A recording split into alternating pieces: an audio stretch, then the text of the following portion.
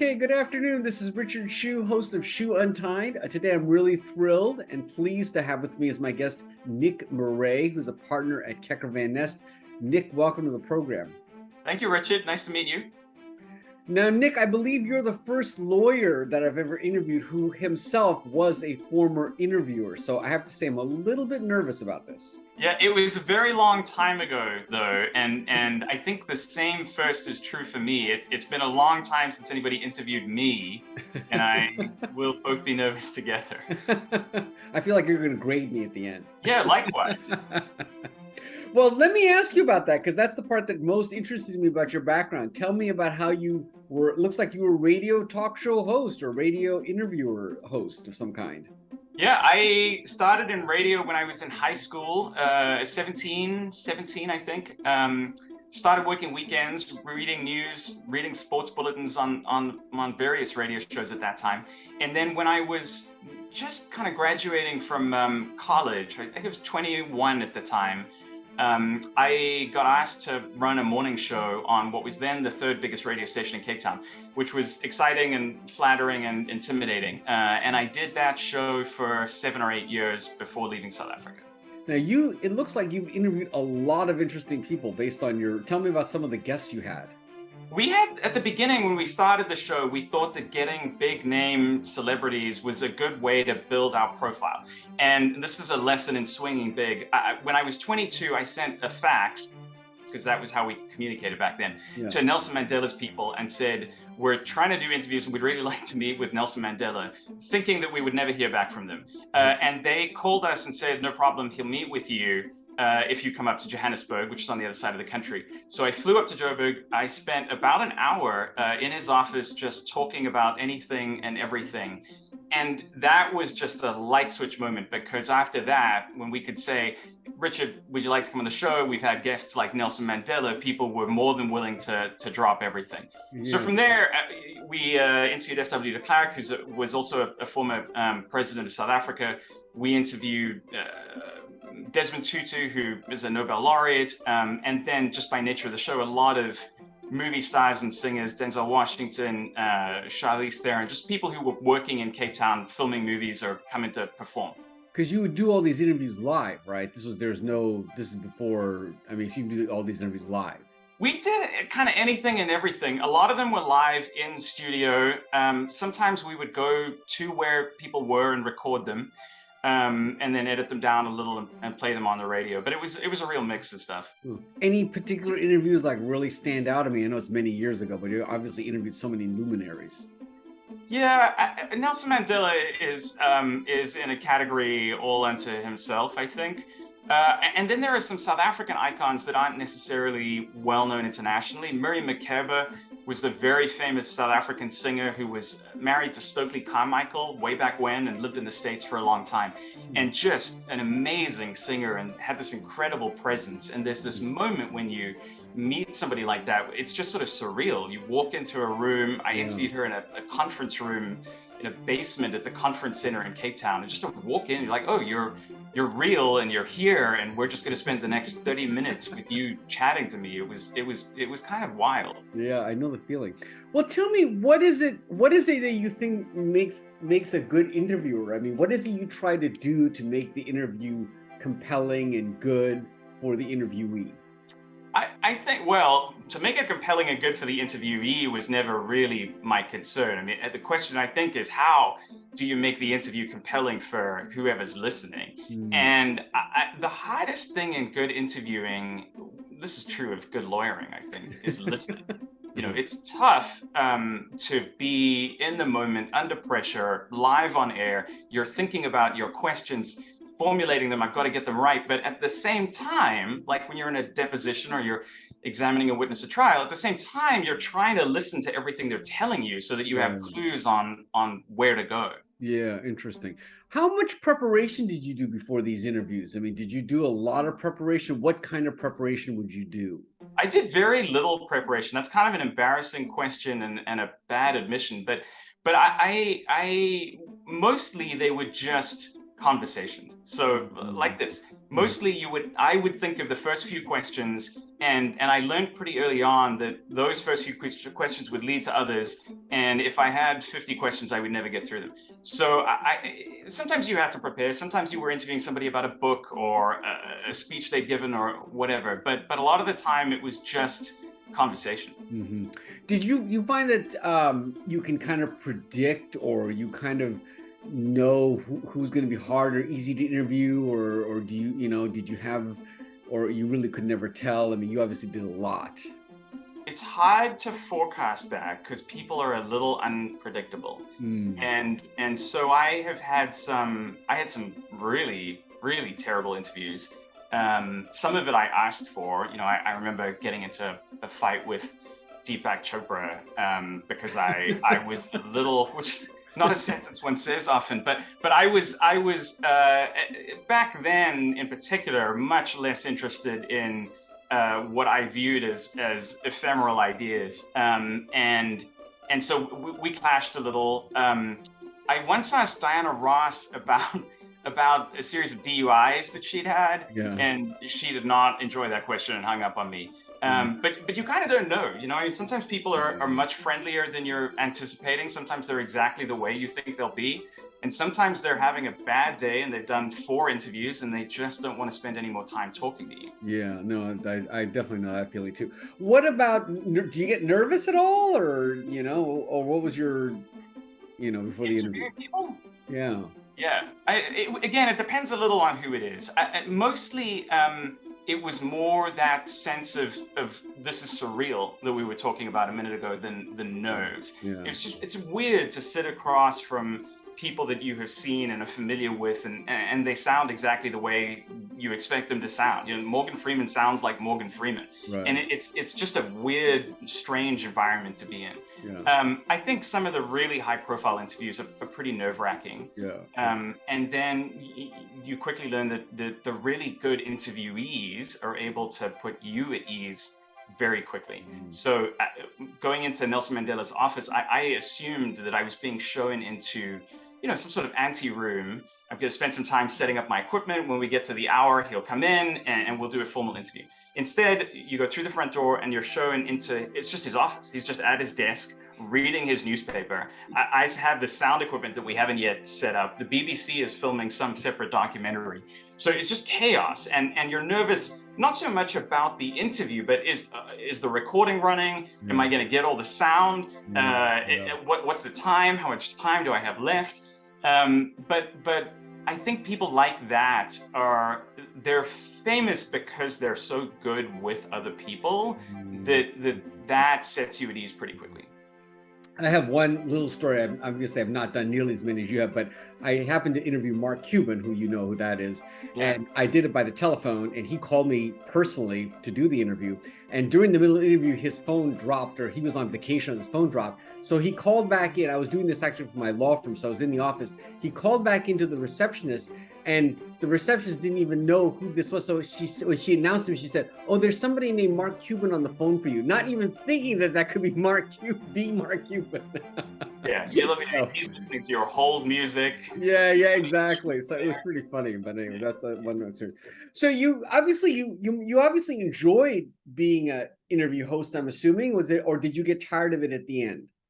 I loved everything about half of being on radio. I loved the interviews. We had an amazing team. I loved them. I loved working with them. I loved the pressure of live radio. You have a song counting down. It's going to finish when it finishes. Yeah. And the red light's going to come on, and you have to be ready. Yeah. And there's no delaying that. It's coming. Yeah. And I loved all of that. I didn't love that it was so public. And if there had been a way to go into a radio studio and do a show for 3 hours, the show that we were doing, and then leave and not have to deal with it anymore, not have to think about it, not have to talk to people as somebody that they know from the radio. If I could have separated those, I think I could have lasted a lot longer in radio. I didn't get tired of interviewing. I mean, I could have kept doing that forever, as you know. So but I got tired of the both. Sorry, Richard. Sorry, you got tired of. Go ahead. You got tired No, of. I was saying I didn't get tired of the work of radio. I got tired of the public nature of it. I see. In the sense of what people were being critical, or what was it? What was the public nature of it? Everything. I mean, yes, people were critical. We had billboards up, so people would recognize us places. There's a strange thing that happens when you're in that kind of job, where you're always thinking about material. Every conversation you have with somebody, in the back of your mind, you're thinking, is this interesting to other people? And if so, how can I leverage it into a story or a prompt to get people to call in and tell their story?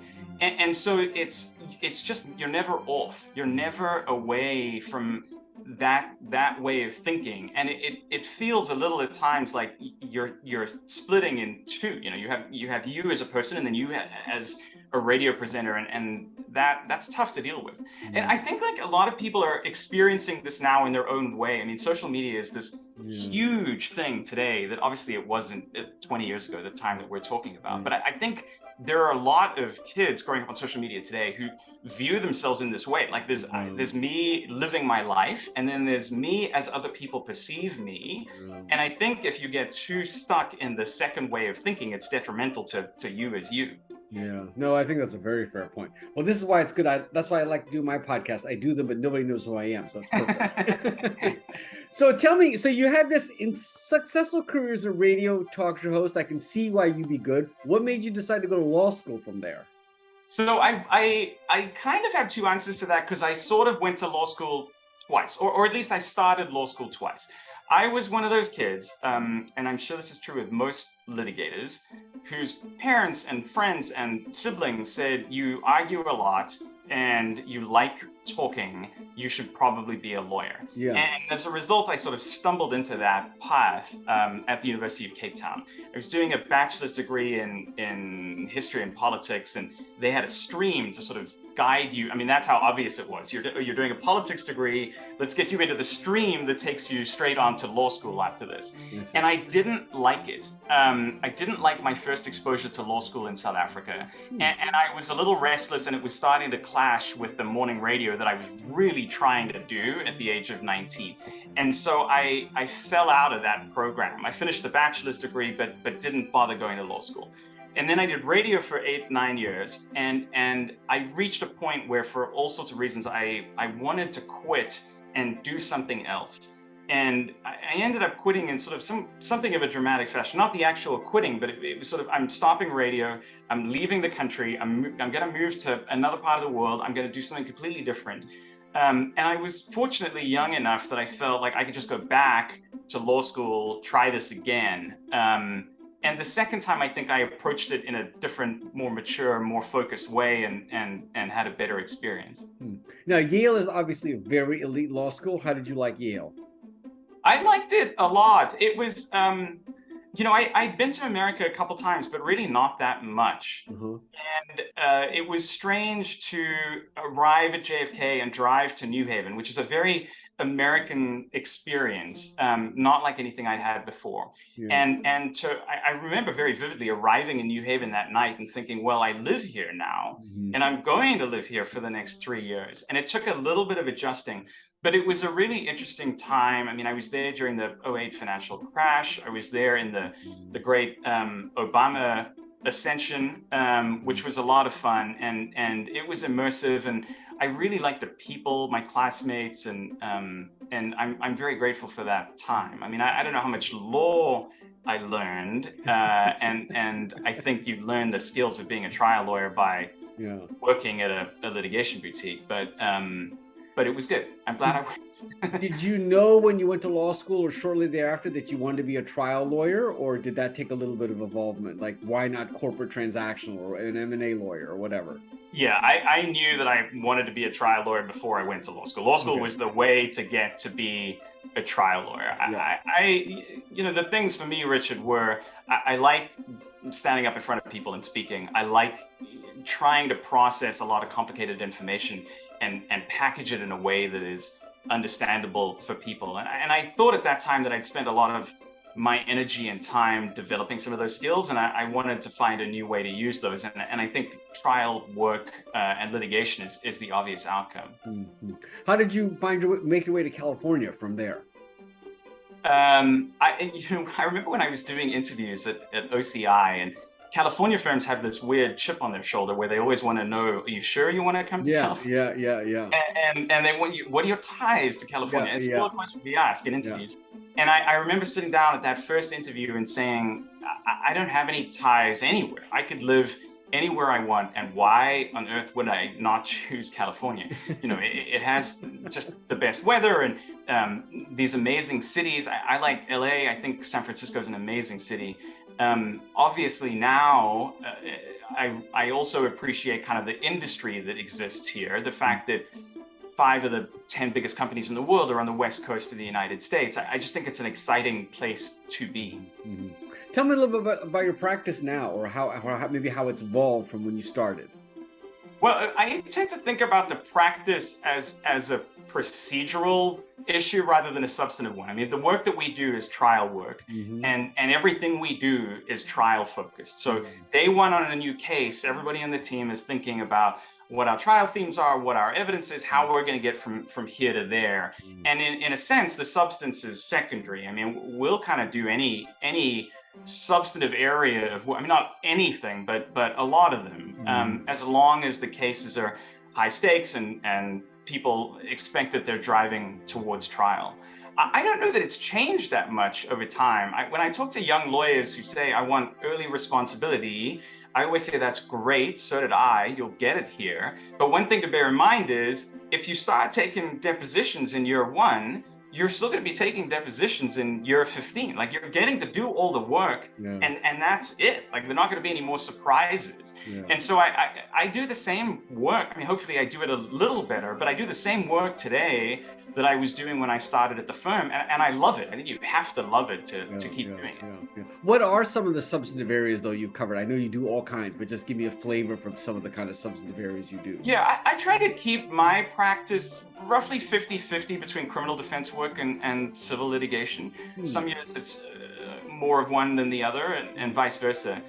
On the civil side, I've worked on a lot of class actions defense work. Sometimes it's just big contract disputes. Sometimes it's IP work. A lot of it is driven by who our clients are, and our clients are a product of where in the world we are. So, we do work for Lyft and Twitter and Coinbase and Google, and the kinds of problems that they have or that they bring to us. I mean, obviously we don't tend to get the easy cases, which is sometimes frustrating. But the kinds of problems they have are sort of the cutting edge technology problems. And those are the areas where I think a lot of the lawyers at my firm are focused, and so am I. Did you on the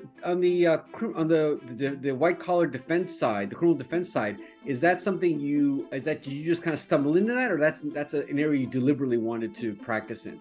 It is an area that I wanted to work in, and I came to this firm in part because it's an area that the firm cares deeply about, and I've litigated a lot of cases over the years with John Keker and Jan Little and Elliot Peters, and people who have a criminal defense background and have steeped their careers in that work. I find it it's both harder and more rewarding in that you're representing an individual for whom the stakes are just so high. Yeah, right. And the work is tough because often the government just has to show up. I mean, the winning a case for the government is a lot easier than it is for anybody else.